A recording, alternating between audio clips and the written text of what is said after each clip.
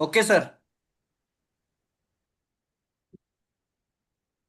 I welcome all participants, thinkers meet of the universe.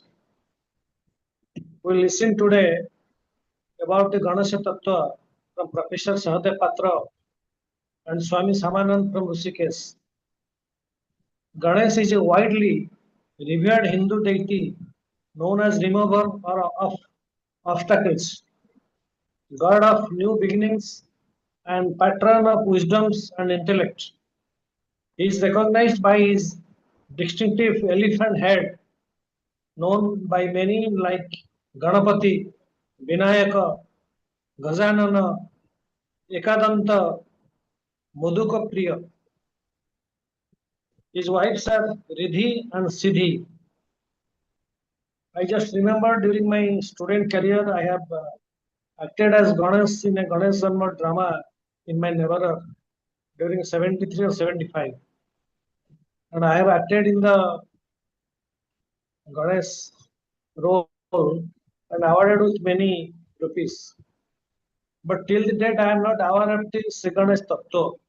And I think most of the youth are doing the worship of Ganesh Mahotsav, including Odisha and Mumbai and other places. And they are not aware of the regarding Tattwas. So I was trying to find a suitable professor who can speak better. And I came to know that Professor Sahadev Patra was told on this Tattva in different places. So I had requested Professor Sahadev Patra and Swami Samanand also, who is really a sadhu at Rishikesh, will also narrate on this. So I will request to the audience that people who wants to less times in mobile. And besides this, I have got a query from the beginning. I want to apprise the speakers that it is a belief when you worship the god deities in idols, the Brahmin when they uttered slokas, they give Jivanyas and Visarjan. Jivanyas means you will give life to that deity. And before Visarjan, you take away the life from the deity. So what is the real things. We'll discuss on this. Now I will request Professor Sade Patro to speak on ShriGanesh Tattwa as a shortcut manner. Thank you, sir. Well, good evening. Better than never. Yes, sir. Okay, I would prefer to start with a Ganesh Bandhana,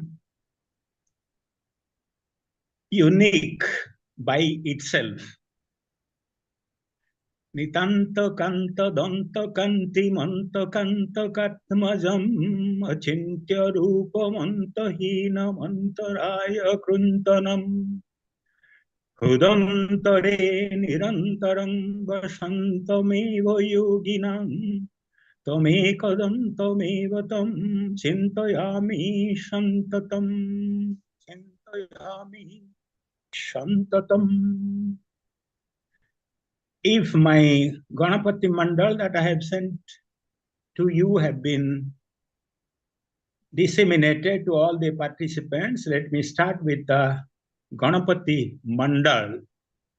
Look at the Mandal, which consists of two transverse equilateral triangles with a point in the middle called Bindu,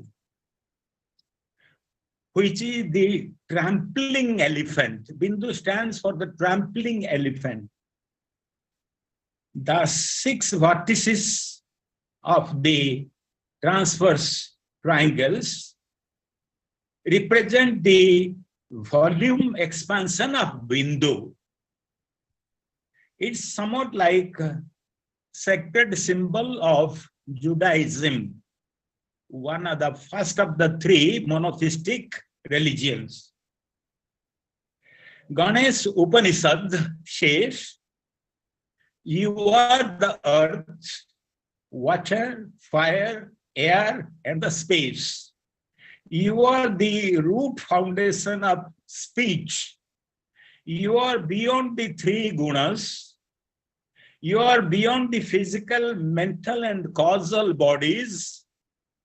You are beyond the three aspects of time, that is past, present, and future. You are eternally established. You are eternally established, please online, in the Muladhara Chakra. You have three Shaktis: action, knowledge, and will. Salutation to the Ganapati, whose seed mantra, Mula mantra, is Om Gam Ganapate Namaha. We know Ekadanta, the one-tasked God, the unique God. We meditate upon Vakratunda.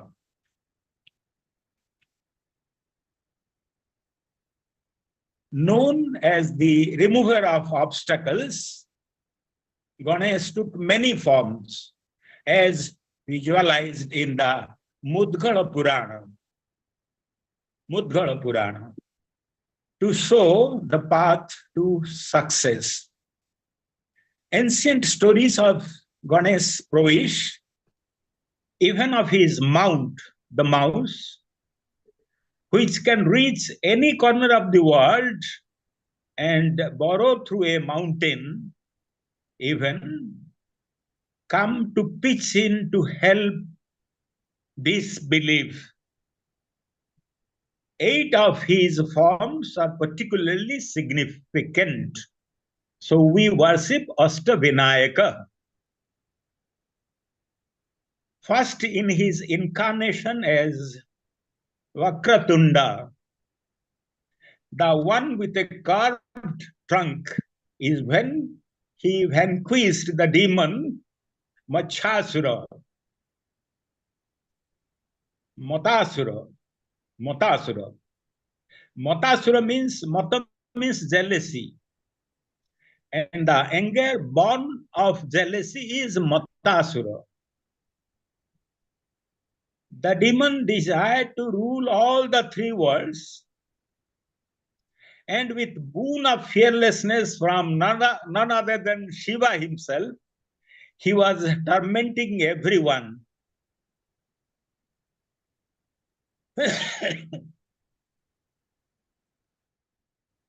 Vakratunda cut him down to size. Ganesh comes riding a lion and says, however well endowed you are, wisdom lies in knowing and understanding your limits. Next, his avatar as Ekadanta, the one-eyed tusk, was taken in order to subdue Madasura. So Vakratunda has subdued Matasura and Vakradanta has subdued Madasura. Mada means vanity. Madasura, the demon of vanity.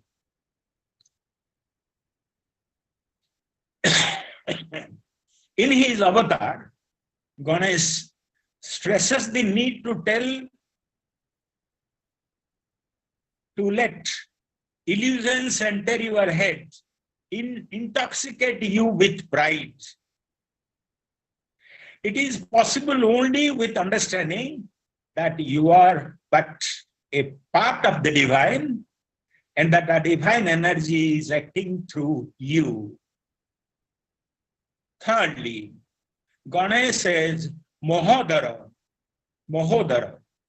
teaches us to get rid of moho, or attachment, by killing the demon moho, Maya moho. Fourthly, as Gajanana, he kills demon lobha, greed, Gajanana. Fifth, as Lambodara, He overcomes Krodha, the demon of anger. Sixth, he is incarnated as a deformed Vikata, who destroys the demon Kama. Seventh, he is Vignaraja. He destroys the ogre of self-indulgence. In the eighth incarnation, he is Dhumravarna.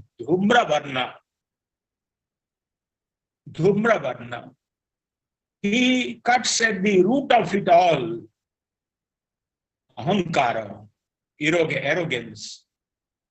So he destroys arrogance, ahankara.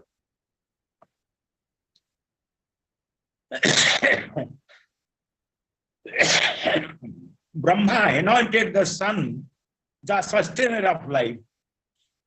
The sun became so arrogant that when he suddenly sneezed, Ahantasura, when then suddenly the sun sneezed, Ahantasura, the personification of arrogance was born, bringing misery and wreckage unimaginably.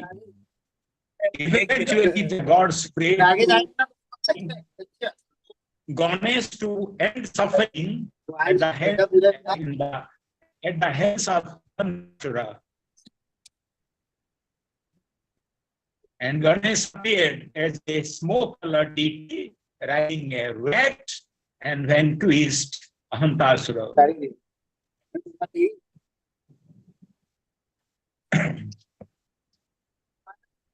Now, going to the genesis of, at the end of the great deluge and the dissolution of the universe, Mahapralaya, that lasted in total darkness for millions of years, there emerged the sound Om Vijamantra, followed by a soft light. So a new age was born, and the age was the Shweta Varaha Kalpa. And along with Shweta Varaha Kalpa came a new sun. Creation is eternal and cyclic. The Supreme Being called the Trinity and asked Brahma, the Creator God, to create a new universe. What did Brahma do? Brahma meditated on the sound Om, and Ganesh appeared to help him in the creation of a new world.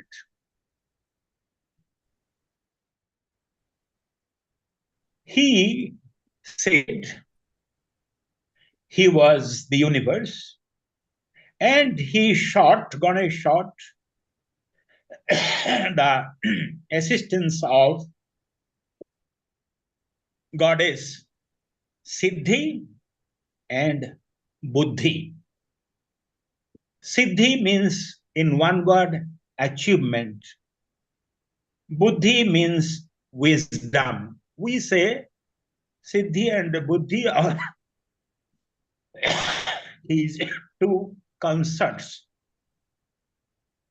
But actually, Siddhi and Buddhi helped Ganesh for creation of a beautiful universe. Ancient Indic thinkers had conceived rather, of time in vast cyclical corpus, which is a day and night of Brahma, lasting 8.64, 8.6 billions of years. a scale that resonates even with modern cosmology. That is a little information of definition of kalpa. Now, siddhi and buddhi.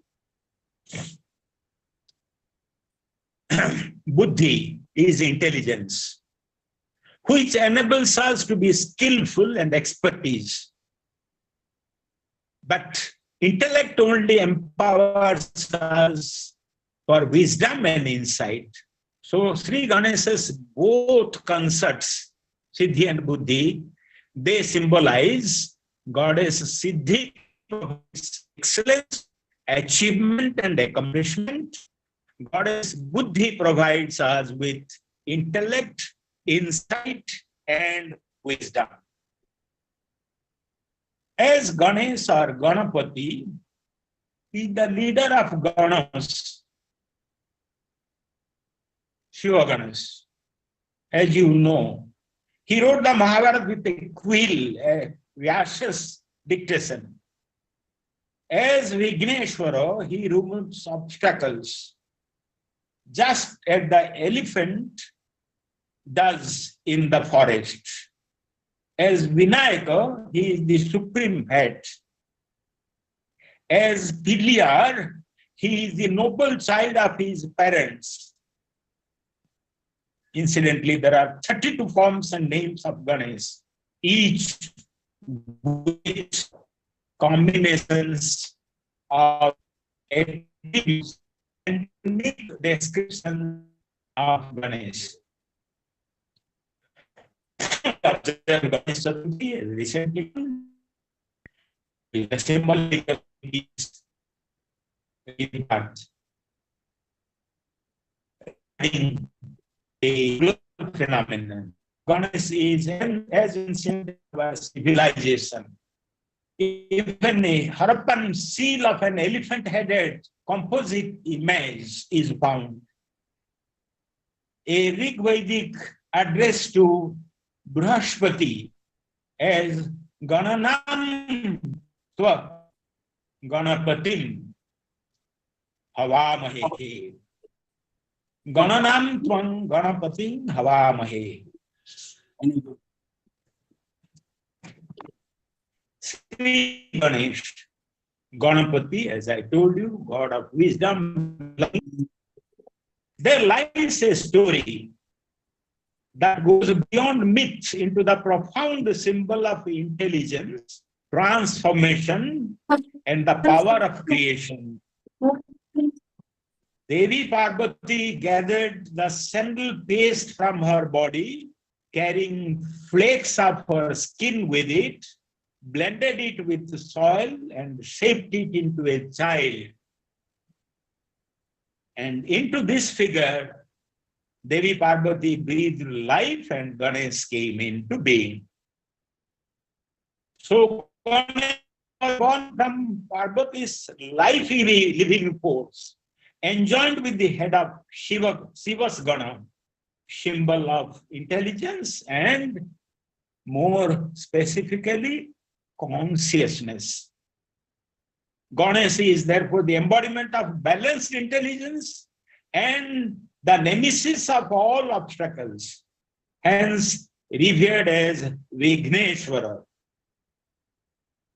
His real teaching is subtler.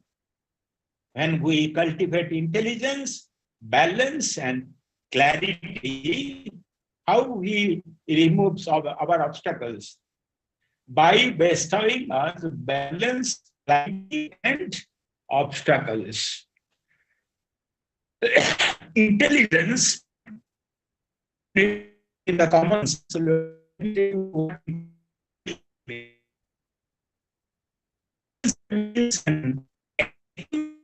existence. Intelligence is an attunement distance. Is to say, an inner equilibrium that enables us to move through life with ease. To move through life with ease, within and without. ମୁଁ ପଦେ ଓଡ଼ିଆରେ କହିଦିଏ ଶ୍ରୀ ଗଣେଶ नवग्रह को प्रतिनिधित्व करती श्री गणेश वंदना नवग्रह को अशुभ फल को खंडन करी संपद आमको विमंडित करता है Parvati's creation is reflected in Sri Ganesh. While its immersion, this is important. Avahana and Visarjana. Parvati's Ganesh. Parvati's act of creation is reflected in Sri Ganesh, whereas its immersion echoes Shiva's transformative act of. See, this is very important. Parvati's act of creation and Shiva's transformative act of destruction and renewal. And hence together, these embody the same cycle of intelligence. What is that cycle of intelligence? Bringing form into being, learning through it, and then releasing it. Bringing form into being, learning through it, and then releasing it. Ganesh Motsava is celebration of moving therefore from form to formlessness. True intelligence is not accumulation of knowledge. It is the capacity to live in harmony with existence, to flow without resistance, to transform obstacles into growth, and to expand beyond limitations. Epitome of timeless wisdom. Timeless wisdom is revealed through the recital of Ganapati Atharva Sirshaha. Ganapati Atharva Sirshaha, an ancient text dedicated to Ganesh, remover of obstacle, and together with guardian of the feelings. Ganesh is described not as a distant god, not as a remote deity, but as the fundamental energy, I told in the beginning, in other words, rooted within our body and our consciousness in the Muladhara Chakra. This energy is like our spine, the seat of potential energy and source of our life's momentum. He invites us to locate the divine, not so Atmajnana. If we go into the Atmajnana, it invites us to locate the divine not in the temples or rituals, but to turn inward to find its subtle presence within the self. The journey is not towards God, but towards awakening. The verses unfold, verses from Ganapati Atharva Sirshaha, a striking enunciation that Ganesh is not a god among many, but the essence of all gods. So, Agra Pujya, all forms and all energies. He is the essence of all gods, all forms and all energies. His creation, preservation, and his all fundamental aspects of life rolled into one unifying force, and thus Ganesh. Thereby, we get to learn that names and identities are mere masks. The divine is not many, it is one, only appearing in countless forms and guises. Ganesh is not just a character from Indic mythology, but a symbol of unity that underlines all diversity. This leads to another insight that everything in the universe is interconnected as well as intergenerational connections across time and the fabrics of our society. There are no separate parts, only expressions of a whole. The remover of obstacles is not someone who clears life's paths, but real obstacles from within. It represents clarity that dissolves these internal blocks. By invoking him, we become free as our perceptions change from one of entanglement to a sense of free flow. Another powerful element in the text, that is Ganesh Tattwa itself, is its focus on wisdom, not mere information or great knowledge, but an insight, asking not for wealth or favors, but for the illuminations that helps us understand what truly matters in life. Through the hymn, we learn that spiritual growth is less about accumulation and more about refinement. The final message is one of fearlessness that promises that one who truly understands this wisdom will live without fear, sorrow, or confusion. Without fear, sorrow, or confusion. So the invocation assures a life rooted in something deeper than circumstances that at times becomes compulsive. Circumstances at times, why invariably becomes compulsive in our lives. The very realization of divinity within naturally dissolves all fears. We begin to flow with life, trusting its intelligence. Ganapati Atharvasirsa is not just a devotional hymn, it is a spiritual map and guide. It tells us that divine is within that clarity, that is true power, that God we seek is the presence already beating in our hearts. There comes a place not born out of belief, but of recognition that we are not separate from the whole.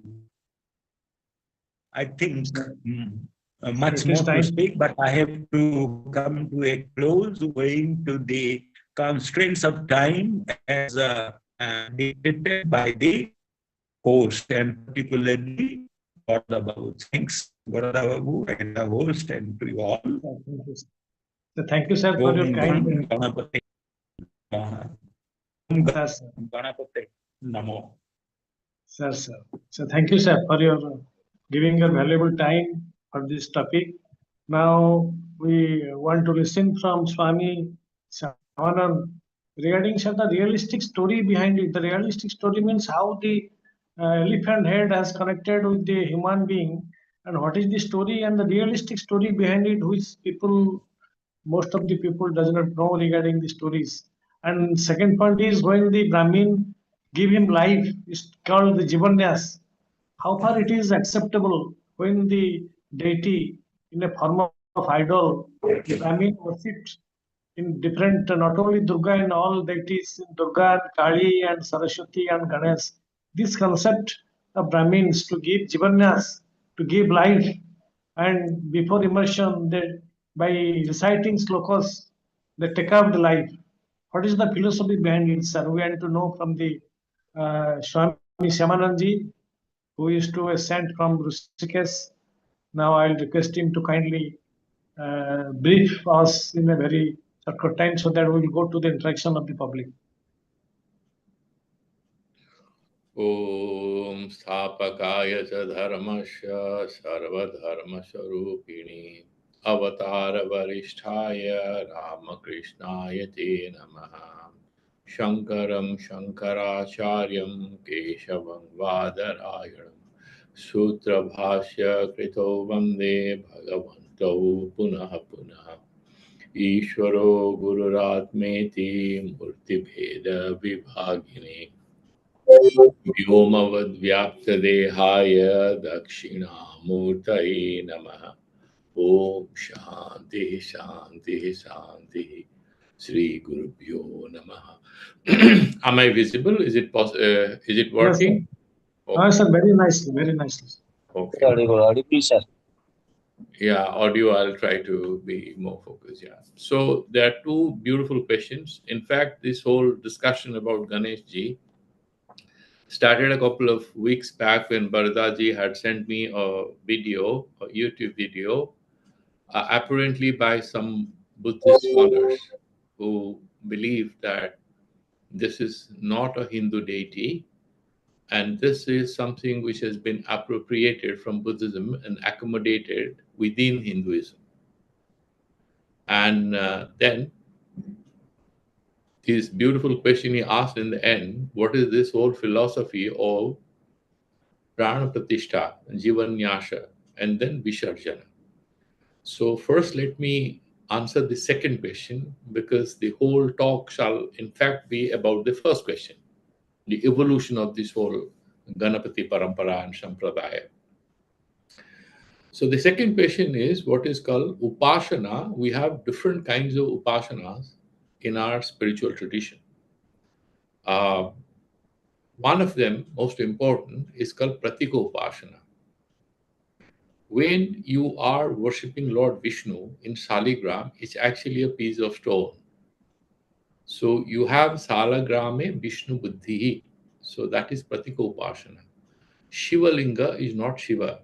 It's essentially a stone carving, or if you have bought it, it's a Varna Lingam in the sense you have purchased it from Narmada.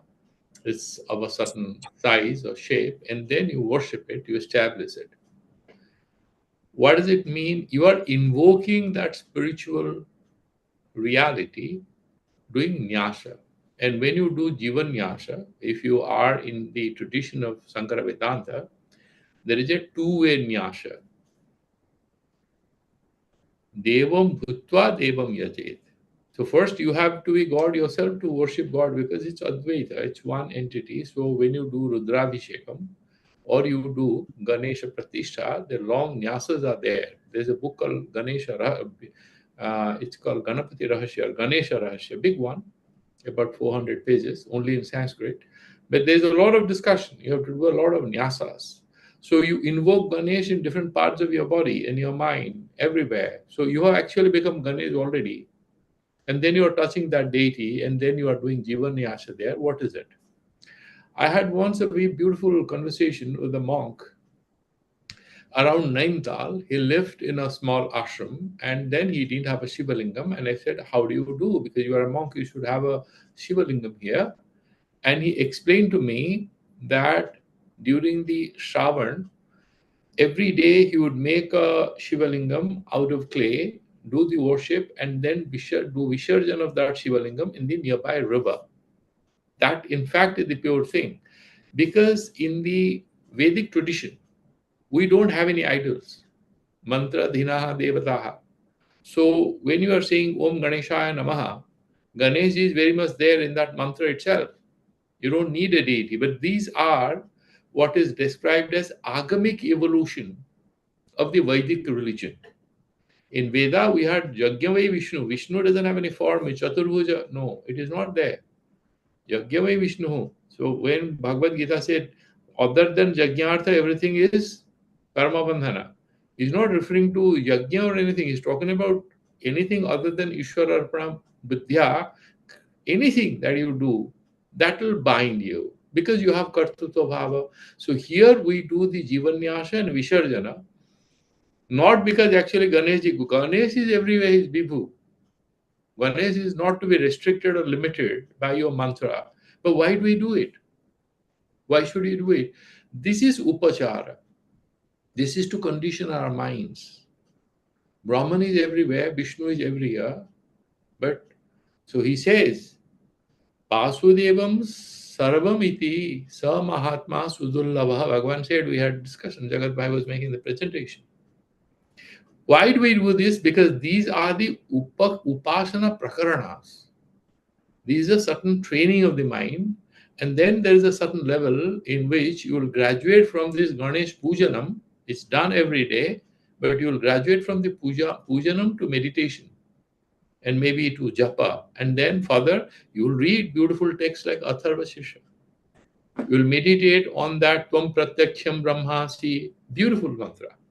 And that sort of solves all that we have in the minds. So this is like, for example, if you look at the Sahadevji, beautiful. It's also called it's also called Ganapati Upanishad. Tvam pratyaksham tattvamasi tvam kevalam kartasi tvam kevalam dhartasi tvam kevalam hartasi tvameva sarvam khalvidam brahmasi. You are everywhere. You are Brahma. You are Karta. You are Dharta. This, in study of theology or philosophy of religion, is called henotheism. So if you ask a Vaishnava who is the Supreme Lord, he would say Vishnu.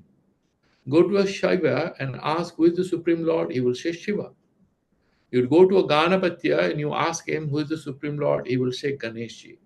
You go to a Shakta and ask him who is the Supreme Lord. There is no Lord, it's the goddess, Devi. This supremacy, which appears as multi-pointed, ultimately merges in that indefinable, nameless, formless, divine, which is one. There is a theistic interpretation of Vedanta, and there is a non-theistic or heavily philosophical interpretation of that Atma Tattva as per Sankaracharya Parampara. The theistic ones, like say Ramanujacharya, all the bhakti traditions, they would have the Supreme Lord with gunas. Saguna, sometimes Nirakara, sometimes Sakara. So that Omkara is Brahman, it is Nirakara, but it is having guna. Sometimes it's guna, and also Saguna, Bhagavan says in Bhagavad Gita. So far the Jivanyasa and Visarjana, this is Upachara. The Paramarthika Tattva is all is one. Who is worshipping whom? All of us are Atma. Who is worshipping whom? Yeah, at this level, all these things are happening. Because that is how the mind sort of trains itself and overcomes all that it practices. It leaves behind and graduates, ascends to a higher level of consciousness. Now coming back to this whole tradition of Ganapati Upasana, what Bharadaji had sent me the video and the questions he was asking, there is in fact some element of truth in it. Ganapati, it's true in the Rig Veda, is this that whole Rigvedic mantra is there. Every day we do it. Any kind of avahanam you are doing. We do Ganeshambika Pujanam before. Now the Navaratras are coming. You have to start with Ganesh because he's Gananatha, Agra Devata. You have to invoke him. If you invoke him, then can you worship anyone? And you cannot worship him without invoking Ma Durga. You have to do them together. And there is a beautiful story by Sudhir Kakkad, why Ganeshambika is all the time worshipped together. I'm not getting in heavily into the Agama Sastras because already Sahadevji has presented a wonderful paper. I'm just focusing on this aspect that Ganesh ji was there. He's also sort of referred to as Gananath and all in the Rig Veda. However, during the Vaidika period, there was no description of Ganesh having an elephant head. There's no mention of it. It became in fact a little visible as per the kind of research I did in Sri Lanka. In some Buddhist stupa, actually 1st century BC, there is some kind of a elephant-headed god's image is there. And in India, in the Mathura art, which is about 4th century AD, Gupta period, around that time, the Ganesh kind of an appearance, some rock pieces we have found in archaeological remains. The Ganapati Atharva Sirsha that we are referring to is not very ancient. In fact, it is of a later day Upanishad. As per the researchers, it was drafted sometime in 17th century, just about 350 years back. That is why you have the churning of all the Upanishads, and the supreme truth is in fact synthesized in the Ganapati Atharva Sirsha.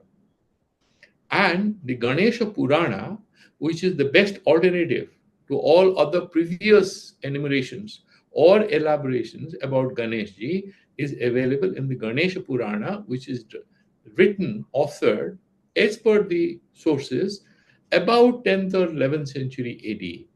And that's a very powerful text. Before that, about Upasana, the popular, which Bharadaji was referring to, because the Maharashtrians, the Buddhists, believe that this is actually a Buddhist deity. I would like to clarify, I'll go there, that Ganeshji has different ways in which he is perceived and different ways in which he is worshipped. Ganeshji in Odisha is a brahmachari, isn't it? Ganeshji in North India is brahmachari. You go to South India, he has a wife. Sometimes he has two wives, and sometimes he has three. Siddhi, Buddhi, and Riddhi, they have added prosperity. So he has three wives. Are they wives? The Vedanti will say, no, no, these are spiritual ideas. These are the potencies of the Supreme Lord with which he creates, he sustains. He also destroys it, because he's actually the Supreme Lord. So the Pan Brahman with names and forms, that's one of the name and form of the Supreme Lord. There's nothing absolute about it, but there's nothing to deny about it. That is one of the ways in which the Supreme has manifested itself.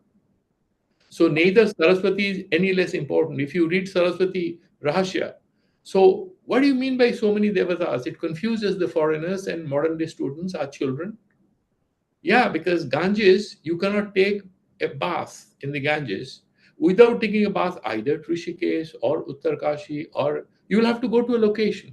Similarly, connecting to the nameless, formless Supreme Lord is not so easy. So for the uninitiated or newly initiated mind and heart, starting with something that you can relate to is easier. It works. It benefits. And that's how all these deities are worshipped. No one is superior or inferior, but for the bhakta, he's Lord, he's Goddess, is the Supreme. I am taking a bath in the Ganges at Rishikesh. So Rishikesh Ganga is Ganga for me. And for you, maybe Ganga Sagar, or maybe Calcutta Ganga is Ganga for you. That is how it is. Now, I would also like to clarify that the theological representation of Ganeshji is having different forms and different elaborations. You also have a tantric form of Ganesh. You'll be shocked to know. So when I was still working. So I was working on a couple of projects in Nepal, and I had gone there, but it was incidentally Ganesh Puja. And one lady colleague in the Nepal office, she was having meat and rice. I said, what are you doing? I mean, today is Ganesh Puja, isn't it? She said, yes. Yeah. And I said, what is it? She said, this is prasad. So animals are sacrificed to Ganeshji in Nepal, in certain temples. There is tantric upasana of Ganeshji. And that is logical, because Durgaji, sometimes you have animal sacrifices in the agamic methods. So if Durgaji cannot be worshipped without Ganeshji, so Ganeshji willy-nilly sits there. And they do animal sacrifice. Now, there is a particular, now Ganeshji is brahmachari for us, no wives. Why? Sudhir Kakkad, the great author of different texts on psychology, he has written a beautiful book as to why Ganeshji never got married. Once Ganeshji was very disgusted with the cat, because the cat was trying to eat the rat, which is his bahana. So he beat up the rat, and then he returned to Ma Parvati, and Parvati ji, he found had a lot of rash marks all on her body. He said, Mama, who beat you up? He said, you beat me up. I didn't beat you up. No, you did. You beat up that cat, you forgetting that I am the Mahaprakriti. The whole sansara is my creation. This whole sansara is my body. Look at the beautiful ecological imagination there. This whole thing, that is why in Odisha we do Rajaspala, or in Assam. So we do that Mother Earth is having menstruation for 3 days or 4 days during the summer. That is the whole, you personify everything. So Ma Parvati tells him, and then Krishna, Ganeshji realizes he can't marry. Why? Whom to marry? Who is not his mother? Everywhere he sees Ma Durga, and therefore he doesn't get married. That is not true in South India. South India, there are deities next to him. So it's a very differentiated and pluralistic path when it comes to Ganeshji's Upasana. That explains why in Orissa we do not have Ashtavinayaka, but in Maharashtra they have. They have a Vinayaka circuit around Pune. And similarly, as Sahadevji said, there are in fact 32 names. And then out of the 32 names, there are 6 major names associated in 6 major forms. But these kind of iconography of Ganeshji is more elaborately understood and followed in South India, not so much in Orissa or Bengal. I would tell you why. Ganeshji is very popular also in Orissa and Bengal, but in recent days. Earlier Ganeshjis received royal patronage. Ganesh temples independently came up in Andhra and Tamil Nadu and parts of Karnataka and Malayalam in Kerala. You know the story in Kanchi Avijanam. There is a story that when the Puri king attacked Kanchi, the Kanchi king ran to his Adhishtatri Devata, who is Ganeshji. He said, come and help me fight. The gang of soldiers, they are attacking us. And the Kanchi Ganesh said, sorry, I cannot deal with it. Why? These are 2 brothers. Do you know who is coming to fight with you? No. This king is nothing. Lord Jagannath has come. I can't fight with him. No, I can't. I mean, I'm one of the avatars. In one of the Ganesh Sahasranam, you also find the name of Lord Vishnu. And in fact, there are certain theological scriptures in which Ganesh is one of the avatars of Lord Vishnu. So I can't fight. And he feels helpless. So in Puri temple, you have at the Paschima Dwara, where you are watching, you have Bhakta Vassala, Bhagavan Narsimha is standing there. And if you stand there on the right hand side, you will have one Ganesh temple, which is often closed, and they hide the deity. You know why? It's a tantric deity. It's called Uchishta Ganesha, Uchishta Vinayaka. So that worship is done, and there is Sambhoga. There is this Pichasi who is sitting on the lap, and she is trying to sort of hold his phallus, and the trunk is touching her lap, or some people say it actually touches her yoni, and he's holding her breast and he's sitting. That's a tantric sambhoga. And that's why they hide it. And if you talk to any of the pandas and all, what is the secret about it? He said, ye chor Ganesh hai. Because that deity was gifted apparently by the Kanchi king. The Puri king, he established it there. But there's a very powerful ritual tradition around Uchishta Vinayaka Upasana to kill your satrus and to have sukha and experience. And that is Tantric Upasana, Bhamachara. And there is a lot of research on that. So this whole thing about Ganeshji, there is now, I would just like to sort of going, that Vedic root is there. So the Buddhist thing I want to clarify. The Buddhist Ganesh is different from our Ganesh. I'll also go to the Gajanan part of it. The Buddhist Ganesh, there's no mention whether he had an elephant head, but they don't refer to the story. In fact, we know about Ganesh because of the popular Gitinatya children that we have heard about Ganesh Janmakatha. We all the time heard it on the radios, and everywhere they will play it during the Ganesh Pujas when we were children. Now we hear rap songs on Ganesh Puja, but that's the sad part of it. Coming here, among the Buddhists, Ganeshji is not always benevolent. He's a Jaksha, and he can obstruct you. Therefore, there is a mention that Vinayaka for them, okay, he is like a Jaksha who can harm you and help you.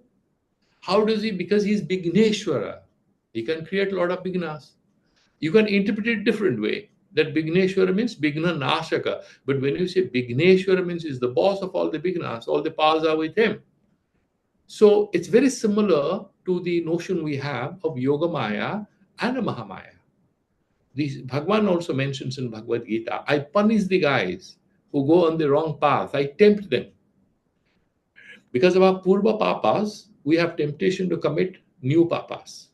Because of Purva Punyas, we have some aspiration for Uttarakalina Punyas. Similarly, Ganeshji can be an obstruction and also be a Bigna Nasaka, depending on our aspiration and what kind of research we are doing. So he was sort of malevolent initially, but later on, he was sort of seen as a, Devarupa Adhyapakaha. He was seen as an Acharya, he's a deity guru. And there is a philosophical debate among the Buddhists. Satruhu Gururiva, your enemy is your best teacher. Why? He troubles you. He puts you to adversities, and you learn hard lessons from life, from adversities. Not from good days. We never learn anything from good days. We learn from bad days. So they sort of looked up to Ganeshji. So if you go to countries like Thailand, Tibet, or parts of China, but mostly Cambodia, Vietnam, where I have seen Ganesh. And I asked one little boy who was selling a Ganesh deity, and I said, "Who is this guy?" He said, "He's the king, he's the father of our first king." But for them, he's not a Hindu deity, he's a Buddhist deity. So that is the beauty of it. Now, among Jains, there's not so much of overemphasis, but if you go to any of the Jain temples, you'll find they have Lakshmi, they also have Ganesh. But he's also like an angel, he's also like a Yaksha, superior to humans. But that divinity is a qualified divinity. Okay. Now, coming back to this Ganeshji Shaktis, as you mentioned, very beautiful way, that we have Siddhi and Buddhi, they are not wives, they are potencies and energies. So you have Siddhi is your success, and Buddhi is the knowledge aspect, and Riddhi, the prosperity aspect, is kind of added to that. Now, the most powerful element in the Buddhist discourse is the paradoxical nature of Ganeshji. He's Bigna Karaka, so the brahmacharis must worship him. Why? Because otherwise he will create certain skhalana in them. Their brahmacharya will not be safe. The monks cannot do meditation for long hours. Therefore, you will try to please him. It sounds very familiar to me because Shankaracharya writes in the Brihadaranyaka Upanishad that if a person loses one goat, he goes mad. Mera ek churi ho gaya, I have lost one goat. And when you take sannyas and you become a Vedanti and you want to do Advaita Vedanta, the Devatas will punish you. Why? Because they are losing one pujak. They are losing their puja archana. So they will do a lot of vignas. So the day you are going to take sannyas, like in our case, we do an elaborate puja, starting with puja Ganesh ji and Durga ji and all the gods and goddesses. Elaborate puja to please them, seek their blessings. Please don't trouble me. I will not be able to do any anushthanam anymore. Why? You throw your thread. You are neither a Brahmin nor a Sudra after you take sannyas. You don't have a thread. You throw it. Shikha sutram parityajya. You throw your shikha and sutra, then you take a dip and you become naked. You run, your guru gives you a new piece of cloth and you become a monk. Similarly, Ganeshji sort of can create. So it's a beautiful concept. In fact, that's the nature of our existence. Our existence can be a burden. Our existence can be an opportunity. Every principle of divinity can open the doors towards higher experience or can close the doors, can trouble us, and we need to be aware of both. Now, because this was raised, I just want to quote a sentence which is very beautiful to quote. Vinayakaha sarva vignanam adhipatyam karoti, because he is Vigneshwara. Kintu tasmai namaskareena tesham nashaha. Who is saying this? One of the Buddhist monks. Vinayakaha sarva vignanam adhipatya karoti. Why? He is Vigneshwara. Therefore, kintu tasmai namaskareena, do namaskara, tesham, kesham, vignanam nashaha. Your vignas will be nullified. So better bow down. And I also want to clarify this thing that Ganeshji was not a Brahminical deity, as per some research that I did. I also was prejudiced. In fact, Ganeshji was worshipped largely in big numbers by the Sudras, lower caste people. Later on, he was Brahminized at a certain point of time. This is not to deny that you don't have the Rigveda mantra, but the temples for Ganeshji was built in South India because of royal patronage, and some Brahmins became Ganapatyas. That is a later day development.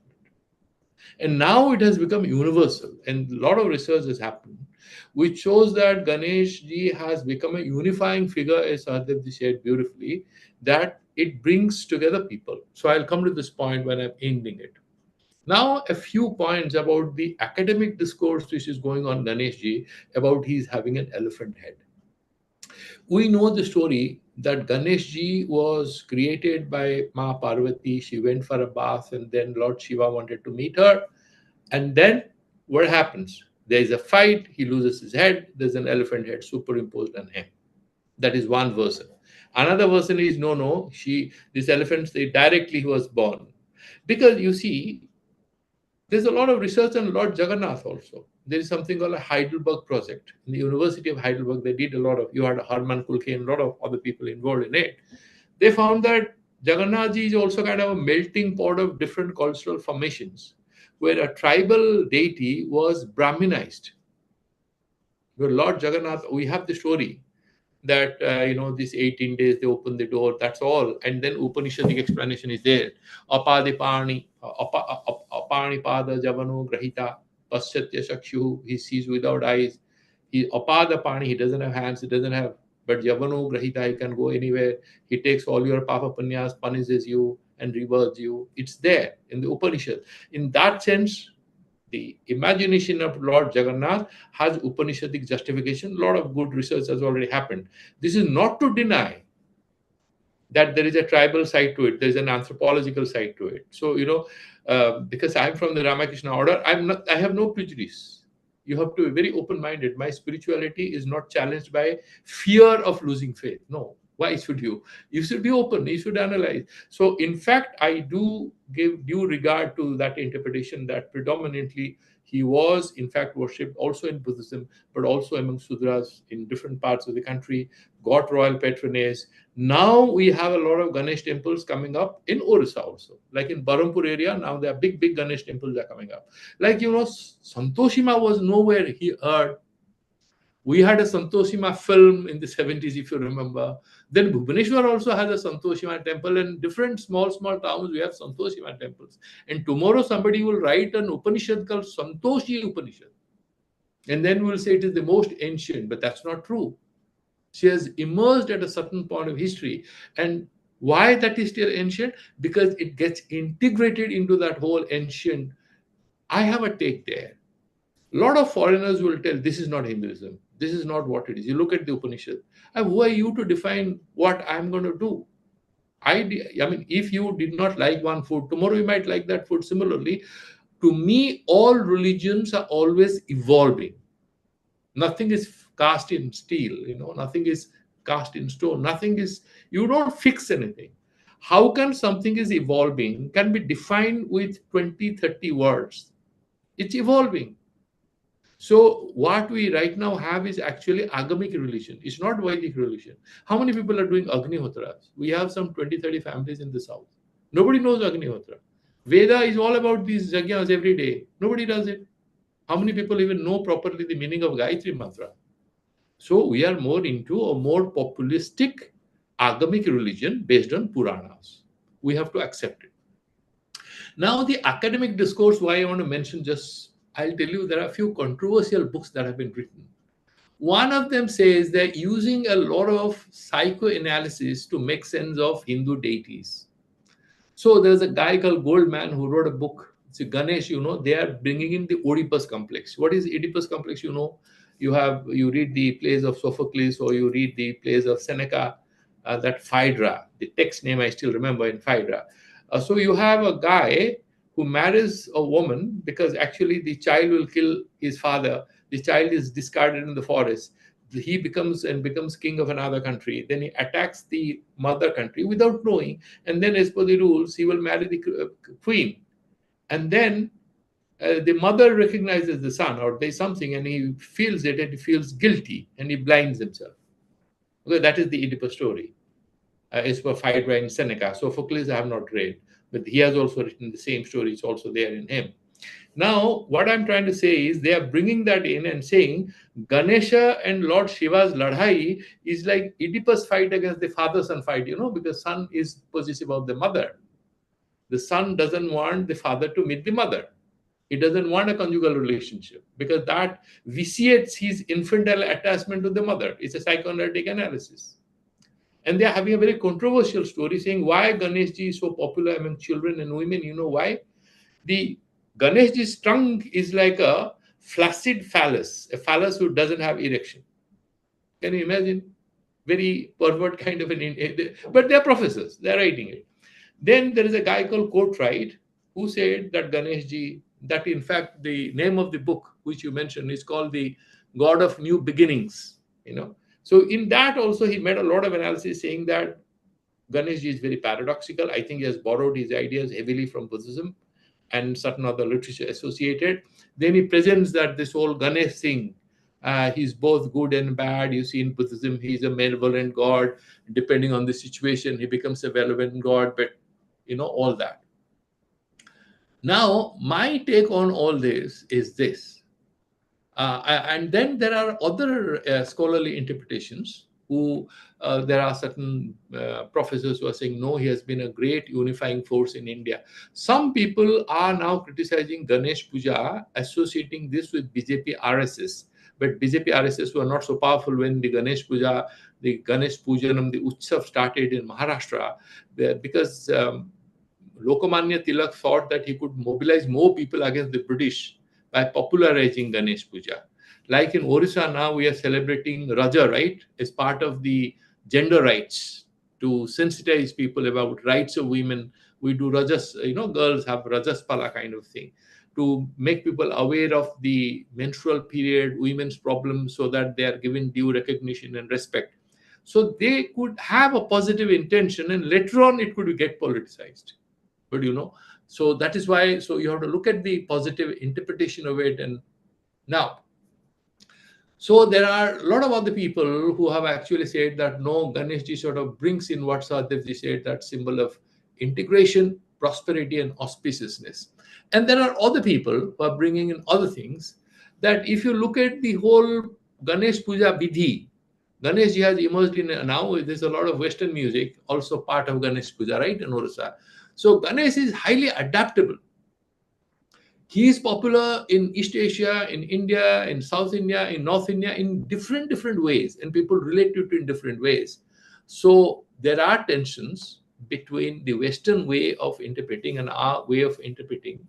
In technical philosophy of religion, it's called the tension between the emic and the etic approach. What is etic? Phonetic and phonemic. So emic is an insider view. For us, Ganesh we have an insider view. For a Buddhist, he's an outsider from that cultural milieu, right? So there is a bit of tension, that ethic that Westerners are bringing up. They're very sophisticated academic theories, and they are creating certain things. Now, I want to sort of not go further. I could go on, but I just want to conclude what I'm saying by referring to a few points.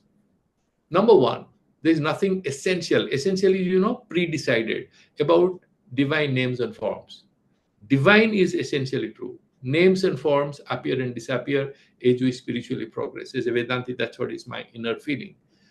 Divine names and forms and the significance lies more in the subject, means the bhakta. Who is the bhakta? He decides how powerfully he sees the Lord to be, how he connects.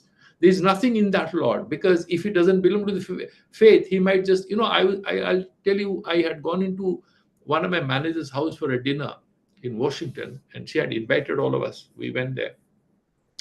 And I said, where is the washroom? I want to go. And I went inside, and I got the shock of my life. You know what I saw? She had placed one Ganesh in her toilet.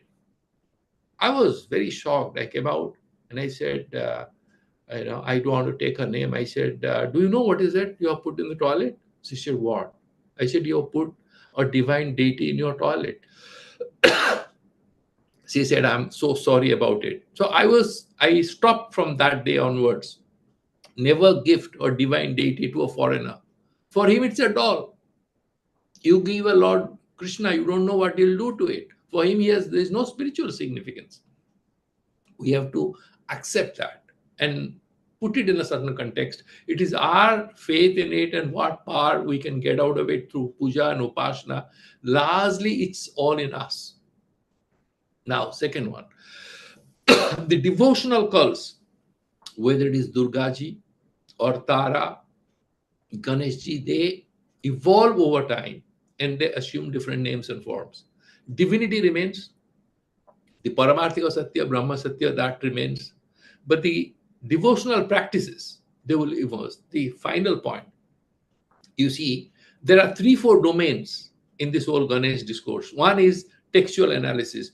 क्या ritual होना चाहिए, क्या मंत्र बोलना चाहिए, बीज मंत्र क्या है, Brahmanical discourse, Sanskritic. The other one is popular cultural manifestation. पूजन कैसे करना है, कपड़ा पहनाना है, मिठाई खाना है, 21 लड्डू होना चाहिए, all that, where people seek personal meaning, social unity and cultural integration. And finally, you have academic debates in America and other places where now they are interpreting Durgaji as a Brahmin woman and Mahishasura as a Dalit, and it is a caste struggle. That is why Marxists are making fun of Durga during Navaratri in JNU. You see, they are projecting Mahishasura as a proletarian labor leader, trade union leader. So these are interpretations. You cannot do anything yet. They are different domains. They influence each other, but they have undeniable contribution in their own right. And as a devotee now, to conclude, I will just give the story of Gopal Ma in Ramakrishna Paramahansa. One lady was mad and she used to carry a small deity of Krishna with her, and she used to think he's alive. So she will cook and feed him and all that, and people used to think she's a mad woman. She once went to Thakur and said, Thakur, is this not my Gopal alive? Is he a doll? People are saying I have gone mad. Thakur laughed and said, Gopal Ma, these people have gone mad. You are the only sane person. And your Gopal is laughing and following and loving you. And then she returned. This is the domain of mysticism, where region analysis, they stay outside. They have no entry. The subject here enters to directly communicate. Now, when you enter into that spirituality, that becomes real. The girl you married, you never knew her, right? Did you know her, who she is? Now she's an integral part of your life. Similarly, when a person starts the bhakti, he doesn't know the God. Once he establishes and lives that as part of his life, then he gets the flavor of it. So there is one Ganesh in the books, one Ganesh in the temples, one Ganesh is puja pandals, but there is one Ganesh we discover in our hearts. With that, I will stop. Om Yes, Purnamadaha Purnamidham Purnat Purnamudachyate Purnasya Purnamadaya Purnameva Vasishyate. Om Shanti Shanti Shanti. Shri Guru Bhyo Namaha. Thank you, Swamiji, for your kind elaboration. Now we'll have an interaction if somebody is interested to interact. Anybody is interested to ask any question to Swamiji?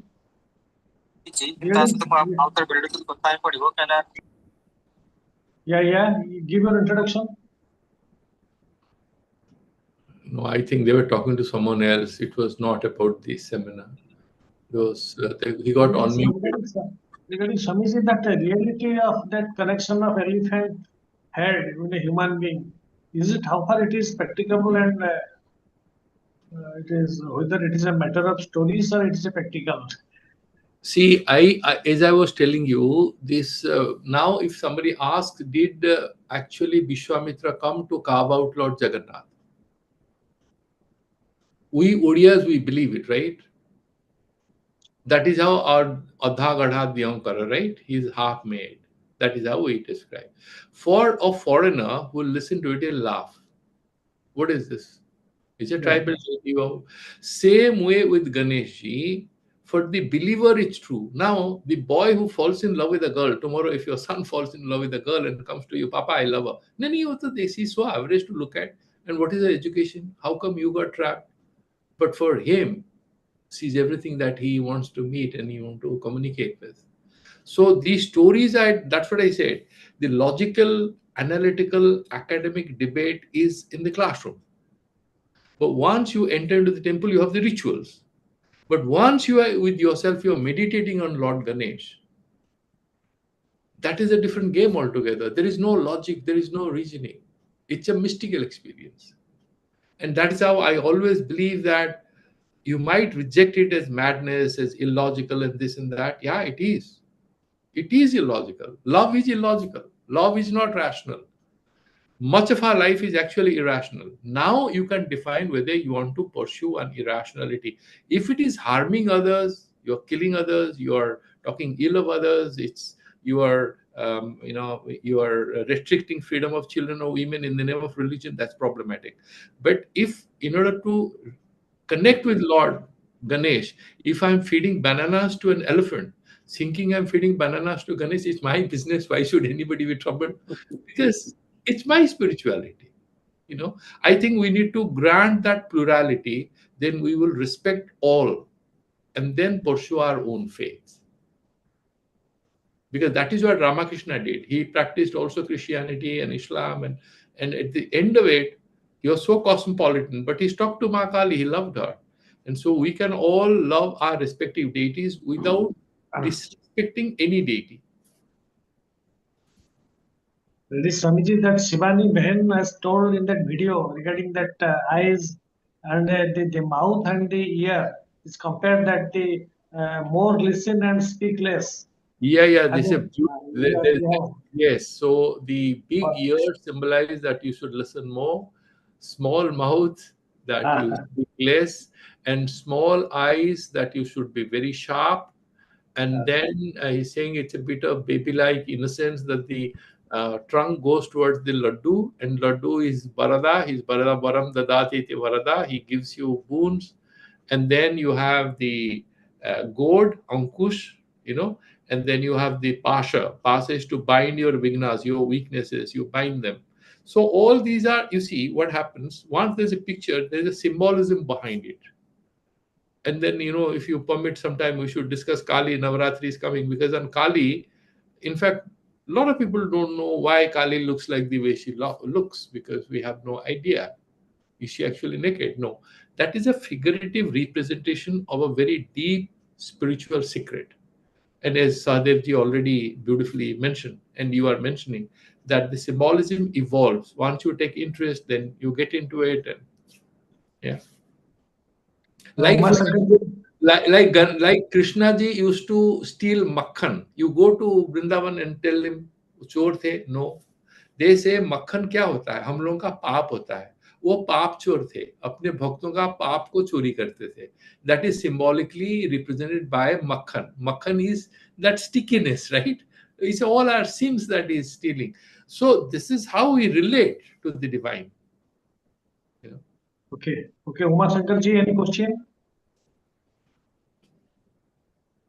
Uma Shankar Mishra ji, do you have any question?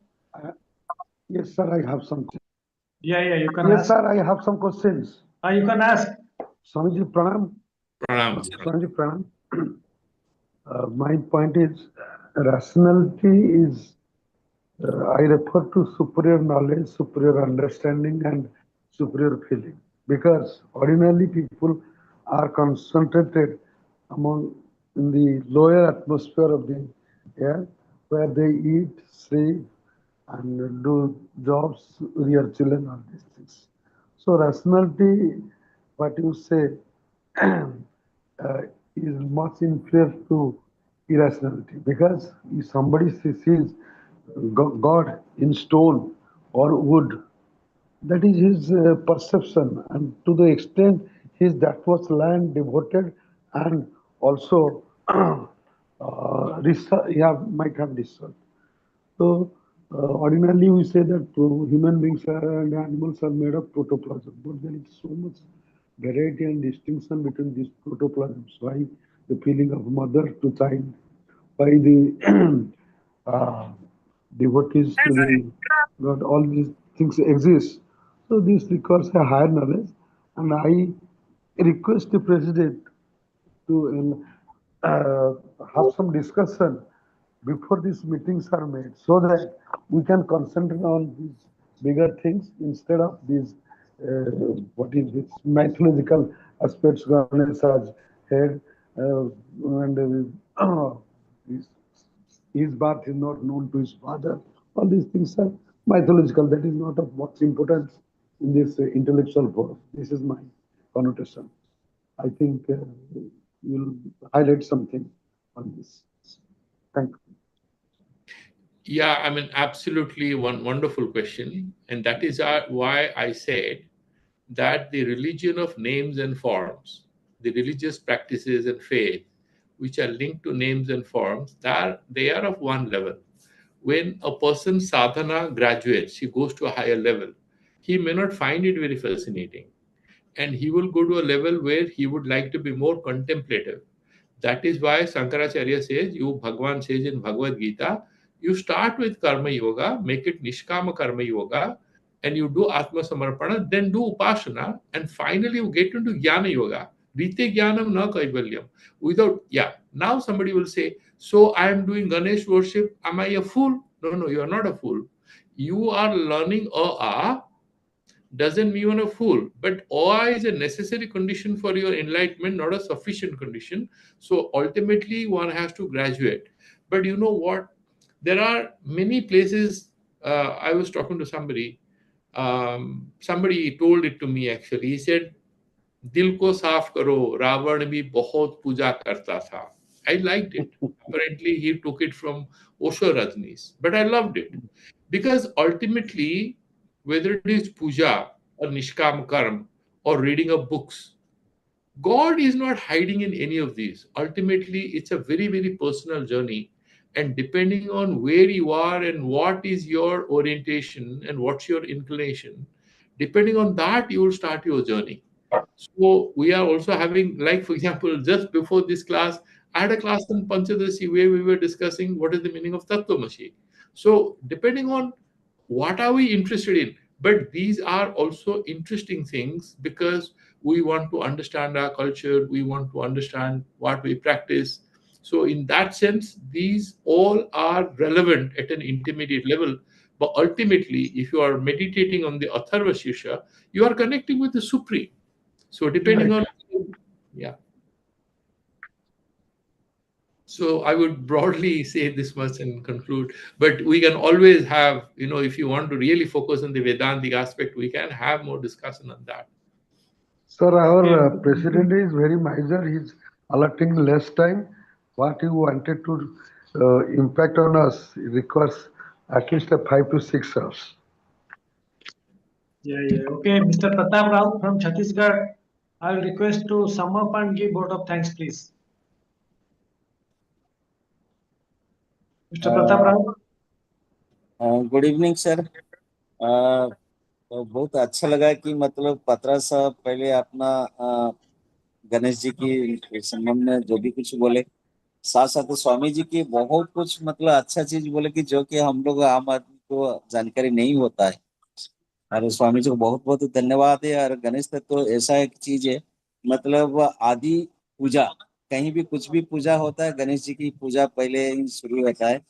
और इन्होंने जैसे अभी example दिए कि मक्खन जो चीज है, मक्खन हम उसको कॉमन पैरालेंस में सोचते कि तो कन्हैया जी मक्खन चोरी कर रहे थे, लेकिन इन्होंने एक बहुत सुंदर मतलब इसमें एक्सप्लेनेशन दिए।